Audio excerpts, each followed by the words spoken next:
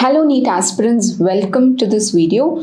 Are you somebody who has seen others go abroad and do their MBBS and come back, and have you wondered whether, what is the procedure, how much does it cost, how can you come back to India and practice? Well, then this video is definitely for you, because in this video we are going to see the actual cost of MBBS abroad and what exams you have to write when you come back to India. So this is the topic that we're going to discuss today. It's not just this, we'll also see few advantages and disadvantages of doing MBBS abroad, and the cost of doing this particular MBBS, what are the different countries in which you can do MBBS, and what are the exams that you have to write both before the MBBS as well as after completing the MBBS. So that will be the agenda of today's video. So I'm Dr. Vaishali, academic specialist at Biotechnica. Biotechnica is a space where we guide you in anything and everything regarding your bioscience career. Come, let's explore the topic.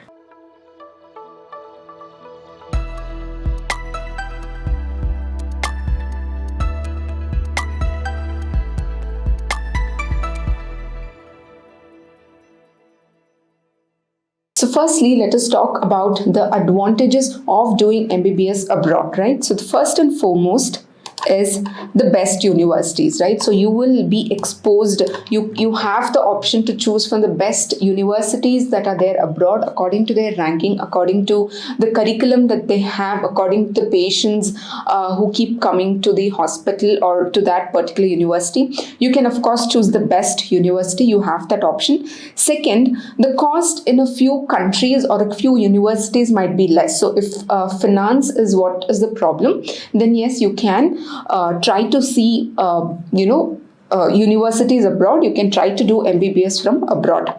Third is the exposure, right? So you obviously get exposure of the abroad. So if you're somebody who wants to have experienced that particular exposure, then yes, it's a good start for you. And then is about medical seats. So in India, we know that the competition for medicine is quite high. The number of seats and the competition for that is there's a stark difference in both. But comparatively in most of the countries abroad, this is not the scenario. So they have enough medical seats to fill in for even Indians, right? So that is another advantage if you want to do your MBBS abroad. Now, what are the disadvantages of doing this particular course abroad? So first and foremost is the language barrier, right? So whenever you're going to a country abroad, especially in the age that is around 17 to 18 years of age, and then you go abroad and then you try to live the life there, then yes, it could be a big burden on yourself. It could be big barrier as well. So that is one. Second is the financial burden. So we saw that the cost of doing MBBS abroad may be low, but it is not right in all the cases, right? So apart from the money that you'll be paying as a part of your academics, you also need to spend on your living expenses, right? So that also could be higher. So that is the amount of financial burden that might have on you, right? Second is varying standards of education, right? Because so different universities will have different standards of education. Not all the universities are up to that standard. So you need to decide properly and very specifically about what is the university that you're choosing and what is the standard of education there. So that is very important. The last is of course the MCI screening exam. MCI is the Medical Council of India. So whenever you have to come back and practice in India after finishing your MBBS abroad, then you will have to give a screening test which is accepted by MCI, that is the Medical Council of India. So we'll be talking in detail about this examination in the later section of this video, right? So this is with respect to the disadvantages. So now we saw both advantages of doing MBBS abroad as well as disadvantages of doing. So according to your situation, according to your personal and other financial situations, you can choose as to what you want to do, right? The next topic that we're going to discuss is the cost of MBBS abroad. So if you decide to do MBBS abroad, then what is the cost that you're going to incur and what are the factors that must be considered to calculate this particular cost, right? First first and foremost, there is no particular, a thumb rule for the cost of doing MBBS. It varies from country to country and also from university to university in the country itself. So yes, it keeps differing from, so these factors should be taken into consideration. So based on what university you want to get into, you need to see what is the cost or the tuition fee of that particular country or the particular university, right? Second is agents. So most of the time, whenever we want to go study abroad, we go through agents only, right? So these agents, at times they can be manipulative as well, because they might not reveal the actual cost of studying or of doing MBBS. So you should be cautious about these factors as well. And they'll also be this agent commission. So that cost should also be taken into consideration, right? So this is with respect to the agents.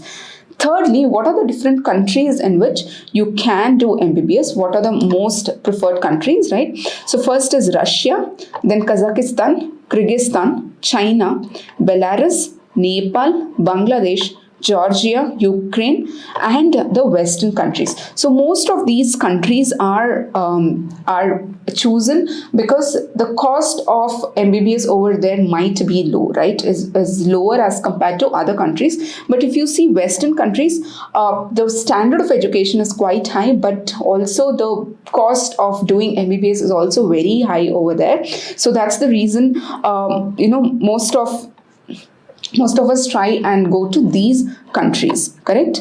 So that is with respect to countries. Next, what is the cost that is involved to do MBBS abroad? So the tuition fee. So there are two factors in this. One is the tuition fee, and second is the other expenses that you'll be incurring because you'll be going abroad and studying, right? So the tuition fee, I'll be talking with respect to the countries that I talked, that is the non-Western countries, the list of countries that are given. So it's almost equal to 30 to 40 lakhs. So this number may vary. It can be less than 30 or it can be more than 40 as well. And this is only with respect to the tuition fee, right? So this could be the number that we'll be looking at with respect to the tuition fee for the countries that, the non-Western countries that we had mentioned, right? So these, in this subtopic, we had seen that so many countries from Russia to Ukraine. So among these countries, the tuition fee might be around 30 to 40 lakhs depending on the country and the university as well. But for the Western countries, it's always higher, right? So that is with respect to the tuition fee. Secondly, the expenses. The expenses will be variable according to what your choices are. For example, what is your living choices going to be, whether you're going to stay in the university campus or you're taking a house outside, what about the food, what about the transport, all of that. So depending on all that, your living expense will vary, right? But whenever you're calculating for doing MBBS abroad, you need to factor in all of these details according to your personal choices, right? So that is very important. It's not just the tuition fee, but also all of these factors should be taken into consideration. So that is with respect to the cost.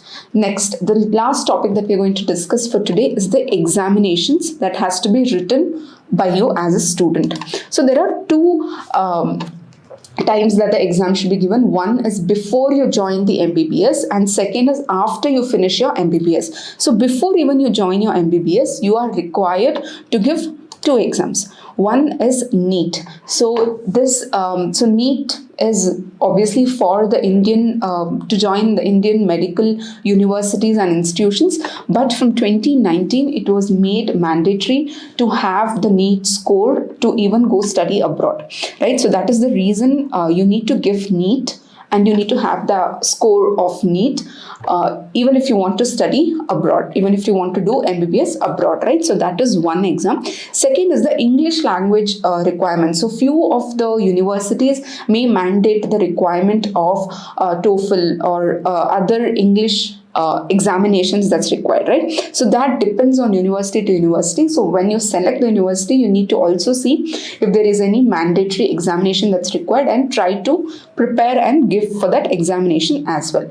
So this is with respect to joining before MBBS, that is when you're going to go from the Indian perspective, but maybe the universities themselves have their own examination, entrance examinations as well. So that also has to be seen, observed, and given, right? So that is before joining for MBBS.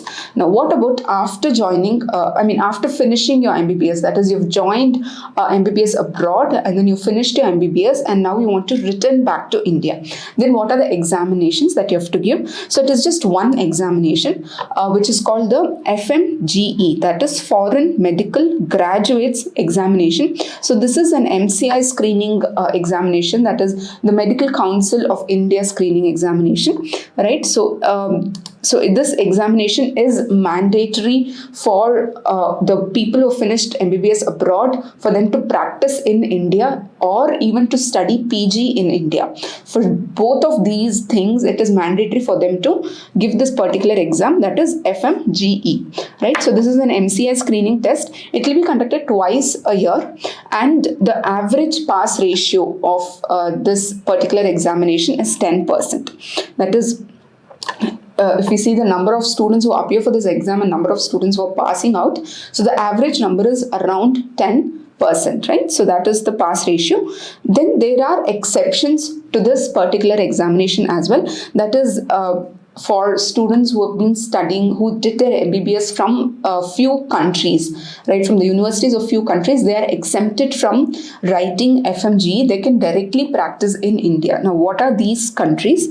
These countries are Australia, Canada, UK, and USA. So if you finished MBBS from any of these countries and you are you're recognized for enrolling as medical practitioner in these countries, then you can automatically come and practice in India as well. You don't have to give FMGE examination for these countries. If at all you have finished MBBS from these countries, you do not have to give FMGE examination, right? So that is the exception that is there for this exam as well. But for the other countries, if you finished MBBS from other countries, then you have to give this exam before you can practice here or you can even study here, right? So that is the exams that you need to write. I hope all your questions regarding this particular topic is cleared. If you have any more questions, please let us know in the comment section below. We are happy to know your insights and we want to have a discussion with you as well. So with this, I come to the end of this particular discussion. Thank you so much and see you all until next video.